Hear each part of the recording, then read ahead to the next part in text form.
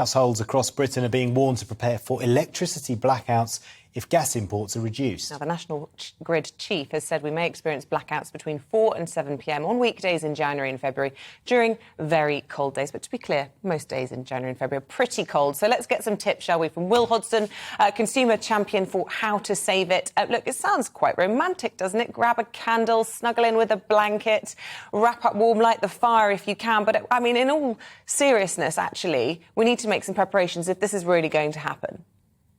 Yeah, and that doesn't just mean buying a head torch so you can stumble up the stairs without breaking your legs.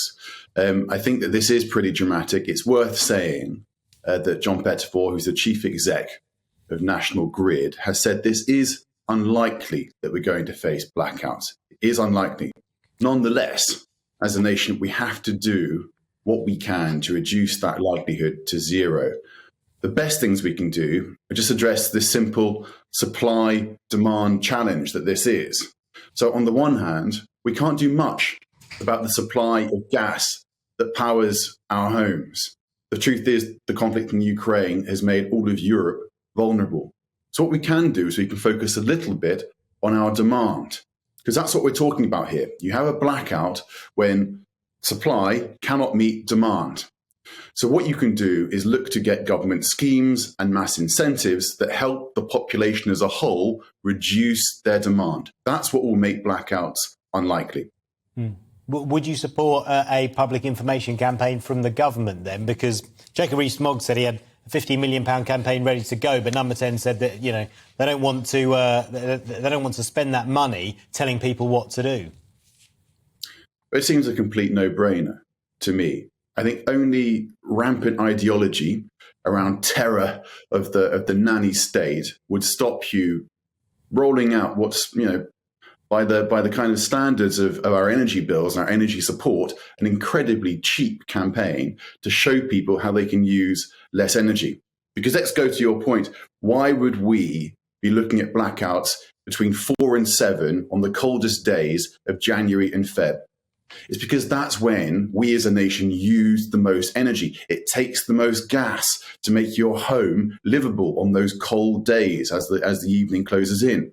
It's when you're firing up your kettles. It's when everyone's sitting down on the sofa, turning on their television. This is just the basic, you know, kind of bare bones of knowing how our energy system works. We can all play our part by reducing our energy usage. And that's what Jacob Rees-Mogg's campaign would have done. Long term, there is a much more technological way to do this, which is incentivizing people via their energy tariff to use energy at non-peak times of day.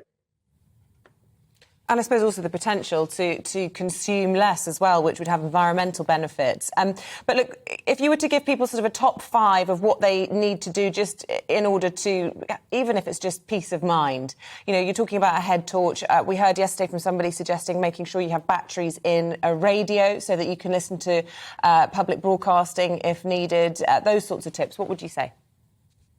Well, the head torch was half a joke, but the truth is, if you've got one, keep it at hand, I suppose, in January and February.